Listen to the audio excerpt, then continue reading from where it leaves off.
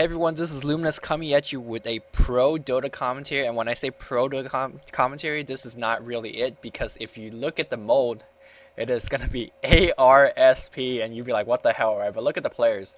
We have YYF, Nirvana, well, Instance, 2009, Nirvana Zo, 357, Xiao 8, Banana, I believe, Xiao D, ZSMJ, and DGC. So these are basically core players from LGD.sGty, Nirvana China, and Dream, which arguably are the top 3 Chinese team, other than eHome, of course.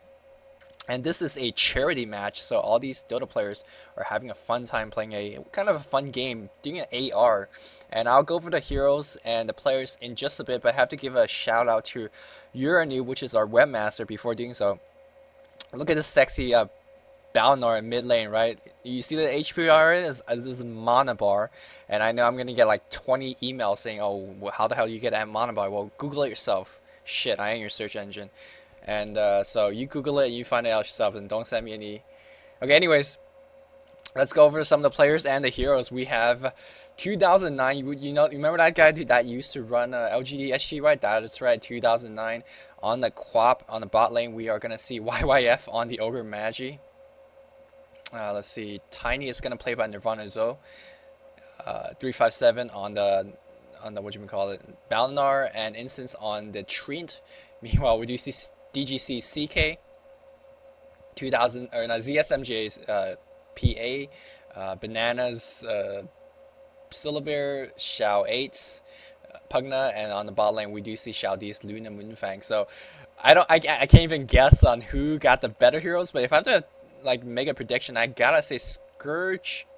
I want to say Scourge is better because seemingly they have the better heroes. They got a Pugna, they got a CK. Moonrider's not too bad, but this is ARSP, right? So every teammates are playing against each other. We have 2009 and ZSMJ playing against each other. We have Nirvana China playing against each other. So this is gonna be an awesome game in that regard. And I want to watch this PA top lane who's just farming with a Stifling Dagger, I would hope. And this Quab is actually being a little bit too far back. Should have been kind of more in your face against that PA because she's a very frail hero. Meanwhile, in the mid lane, we do have an invisible Chaos Knight. Probably want to go in for a Chaos Bolt. If he gets a lucky 2-second bolt, should be a very good job. And there is a creep support here. Let's see if he's going to circle around. He's being extremely patient, but his Invis rune is going to run out soon. Is he going to come around now? Blast is going to come in. There we go. Hits it and gets a 2-second stun. Is there a blast here?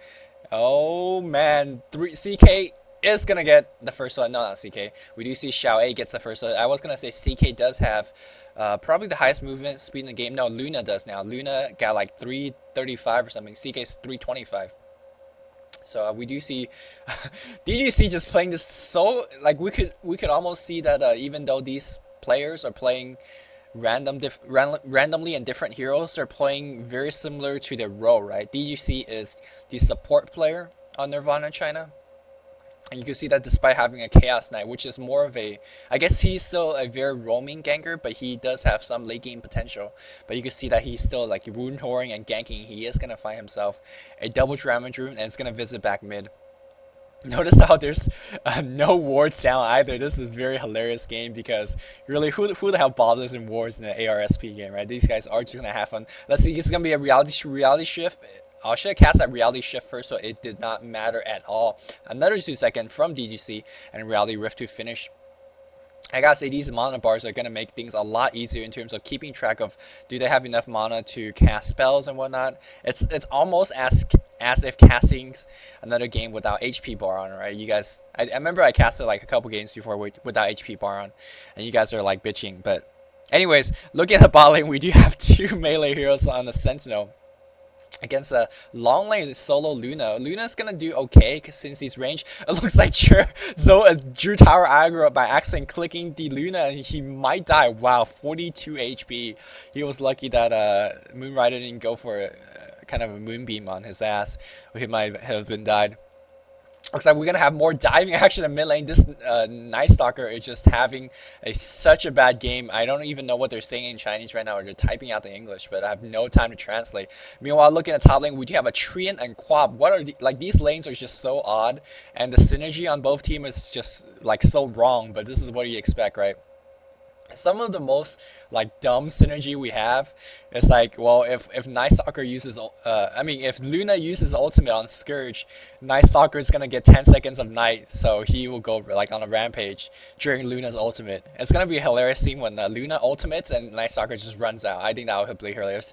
As we see a gank, there is a blast on the bot lane here going for the Luna. Luna is gonna try his best to juke, but is gonna get tossed, and that ogre is like, oof, where are you at, man? He does have a Soul Ring already. I mean, Urn of Shadows, which is pretty odd. I generally see Ogre Magi carrying Soul Ring, because it is, in my opinion, a better item for Ogre Magi at least. And it looks like he got Bloodlust too, for the and is that level 1? That's level 1 Bloodlust. So he got a level 1 Ignite, 2 Fire Blast, and a single level Bloodlust. That's very, very interesting. And I mean, it worked out there, helping the Tiny chase a little bit, so I guess that works. But I generally see that Ignite and Fire Blast are maxed first, so that is pretty odd.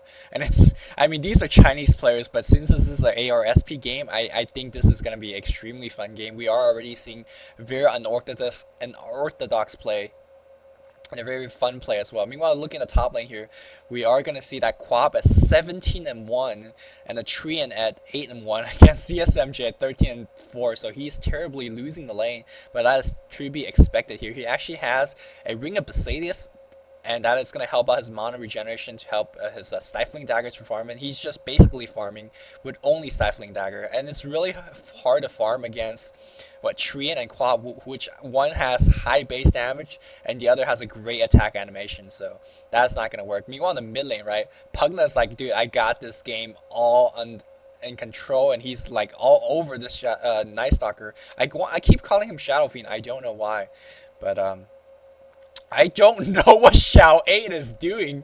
He's taking so much damage for absolutely no reason here. He does have Strength Threat, and there's still a Tangle left. Let's see if he's going to go in. Is there a Decrepify? No Decrepify. No, but that CK is going to run like crazy. He does have Phase Boots finish already, and he's going to go for the CK. CK is going to get the assist, but he is going to die to the tower there. Looks like Quab is going to pour it in. There is a Blink and a Scream of Pain, but oh wow, Xiao 8 is very low HP. Is he going to juke out Blink? He's trying to juke out Blink here. Tiny's going to come in. Bitch slaps for that killing spree ended. So far, really high action game already, right? 35. And mostly is, or actually, they all happen in the mid lane. Those tower diving crazy mother effers are going crazy in this game. I'm glad I actually am casting this game, because this should be a very fun game. No item prediction or anything like that. I'm actually really wanting to see some Necronomicons, because Necronomicons we never actually see it in Chinese professional games, but it's still a very good item nonetheless. But I mean, these players might just exceed all my expectation and go for things like, you know, Daggons and whatnot. But that should be fun as well. Meanwhile, in the top lane, we are seeing PA getting a lot of ganks off, and PA already uses Blink. Meanwhile, we do have reinforcement in terms of Pugna here, and PA extreme low HP is going to die, but there is a 4-second stun on the Night Stalker. Night Stalker gets invisible, but that blast still gets him. Meanwhile, they're going to now focus on the Treant, but now it looks like Quab is going to come for support. Long cooldowns on that Tiny, but enough spells to cast both selves. Going to focus on the CK. CK taking a lot of damage. Is there going to be Blink? No, Blink is going to use for escape. And it looks like, is there a stun? No stun. Use that stun on those trees. Now we do see Syllabir coming in, but it looks like Pugna did get a double kill somewhere. Pugna going for a triple kill here. Is he going to get a blast? Yes, triple kill on Xiao 8. Going crazy, man. He does have, let's see, he have treads, and he looks like he should be going for that mecha. I mean, he would be going to mecha in any random game, or any competitive game, but this is more or less a random game. So maybe we are going to see a Dagon, because the Decrepify Dagon is nothing to laugh at. It's pretty actually high damaging. Meanwhile, on the bottom lane, we do see Xiao D getting pretty much free farm, because his team is just mostly playing without him at this point. 19-8, not the best exact free farm we're looking at, but he is at level 7. So once he presses that E button, he's going to own face, as he's doing so right now. Oh, but he's extremely low HP. Is going to get bitch slapped to that by Tiny. So this game, I mean, I apologize. I'm going to be missing actions for sure. And you're gonna have to excuse that because this game is just gonna be all over the map. The Chinese showing us not only that they could farm, but they could also play a very action-heavy ganking game as well. And as what this is 8 minutes in, already 13 kills. What Chinese game are you gonna see that from, right? This is gonna be really high action. So looking back in the mid lane, we do have Quap at 24-3, and maybe 2009's feeling a little bit like, bitch, you kick me out of the team, I will kick your ass right now, and that's exactly what he's doing. As Nirvana.cn gets a kill somewhere here, Tiny just roaming around, killing Xiao 8 once again. Is that the Pugna? Yes, that is the Pugna. So keeping that Pugna a little bit down. Meanwhile, we do see Brown coming in. He's gonna find a Tiny here. There is, well, just running past. Okay. Everyone's just running past here, and actually this Bloodlust is going to help that Night Stalker a lot. That's Bloodlust level 2 here. Blink already used, and looks like that Blink strike on the PA not enough to escape, and now they're going to chase on CK. CK, probably when he pops a face, does have 400 MS. That is going to help a little bit against that Night Stalker. Night Stalker diving 2 towers, showing that he can do the Vegos shit too, but looks like he is going to get stunned under the tower and be like, no, you ain't Vegos. Vegos don't die under the tower. Actually, Vegos dies under the tower if he's next to a throne, and after running past 5 towers, he might die. But anyways, now looking back in the top lane, Tree and getting some free farm, 21-4. So despite this being a game full of random heroes, we are gonna see a game with random heroes with farm, right? Generally in a pub game, we see random heroes. Oh my god, another kill at the mid lane here. Nirvana.cn is actually pulling his team back in the game, because we did see Pugna really dominating early, but Nirvana.cn says, other than that Gorgon and other than like Draw Ranger, I could play a Tiny as well, and he's showcasing it, actually getting the face boot here, and he's gonna find himself a Nirvana Banana in the jungle. Nirvana Banana getting Hannah Midas. Yes! What game are we seeing? We're seeing absolutely every random item in the game, and we're gonna see it in professional players' hand.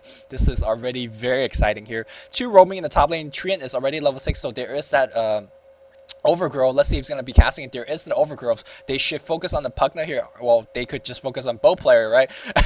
Actually, Pugna dies to the Blast. No, not dies to Blast. He dies to something here. Didn't check, and looks like Treant is gonna die, and they're gonna focus down on CK. CK very low HP here. This bear is like just going crazy. He is gonna lose bear, and he just summons one right back. Wow, he's doing so much damage here, and this is just a cluster F at the top lane. If you didn't catch what happened, multicast did kill something, but the entangle on the bear actually finished the last target. And it looks like this Bloodlust is actually, that is Bloodlust level 3. Wow, so Bloodlust level 3, 4 levels. No, he didn't.